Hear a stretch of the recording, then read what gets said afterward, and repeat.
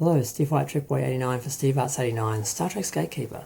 Now, we have a new petition on behalf of Star Trek from a fan called Anna G, I believe. It's interesting. They are asking for the studios that currently own or run Star Trek to remove the JJ films and the Discovery and Picard and, I guess, Strange New Worlds, and remove them from Canon. Now, this will be interesting to see how many people sign up, to see how many people really... Well, that may not be a true indication of how many people don't like the new shows, and that because a lot of people are disengaged and they might not even know about this petition. But if they get a lot of names and a lot of signatures, it'll be interesting. But it's kind of redundant because the new shows are not based in the original canon universe anyway. When JJ set up the new universe, he thought all he had to do was have an alternate timeline, that he could use the original canon universe in flashbacks and stuff like that. And then he found out, no, he actually couldn't. So he had to create the Prime Universe, which is their version of the original Star Trek universe, canon universe, and a different universe. And they established that in Discovery. They actually said on screen that they're in the Prime Universe. So I just don't understand, because when Discovery first came out, I think they were afraid that if they acknowledged that it was in a different universe and it was the same universe as the JJ universe, which a lot of fans hadn't really embraced, that they'd lose viewers. So they just tried to sell the Prime Universe as the original canon universe, and they would have been better off just acknowledging it, because the people who don't like the new Prime Universe are not really watching, and the people who like the new Prime Universe Star Trek shows aren't really interested in the old shows. So you've got a divided audience now. You've got two separate audiences. You may as well just feed them both. And I think it'd be more interesting if there was a petition to have them acknowledge that Star Trek now is a multiverse, and for them to work with that and do shows in the Prime Universe and shows in the original canon universe and give everyone what they want. That seems to be what they're trying to do with Strange New Worlds in a way, because they're going back to the original format, and it's still not the same. And yes, they'd have to do some design revisions and so off to make the original series, if they were going to go back to that timeline, to make it a bit more believable or a bit more contemporary. But they really don't need to make the amount of changes that they think. It's really just about rounding corners and adding a bit more detail. It's really not that hard. The fan films have done a really good job of it, even though they're replicating the exact look. You really wouldn't have to change it that much to make it work. And you could just go with the whole Madman sort of idea of being retro and being in a different time, and I think that would work. So either way, you could just stay in the next gen period, which is pretty much design wise the same. It's frustrating, because if you're a fan, you grew up with the original show and you see the new Trek shows and you see that things are inconsistent, and they tell you, no, you're wrong.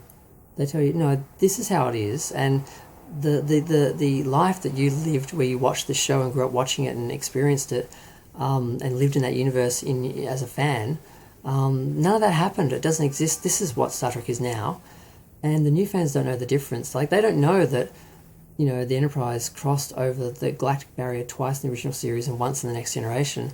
So they watched this episode set 900 years later, where they're acting like crossing the barrier is this amazing thing that's never been done before, when it's been done before, and you'd think in 900 years they'd have the technology to do it a lot easier.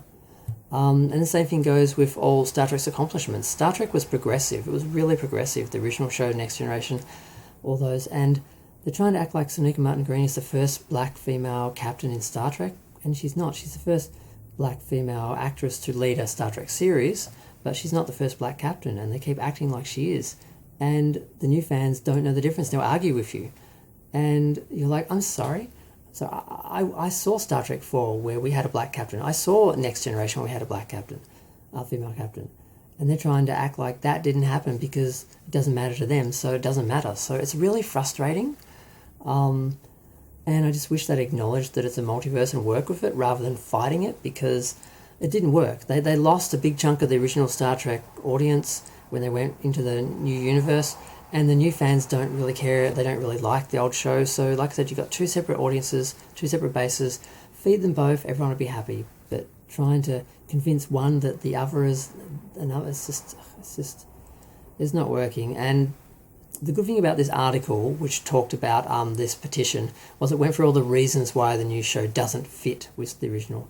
The original was an optimistic utopian future where we had resolved all our problems and we moved out into the galaxy to explore and to learn more about ourselves, unified, advanced, evolved.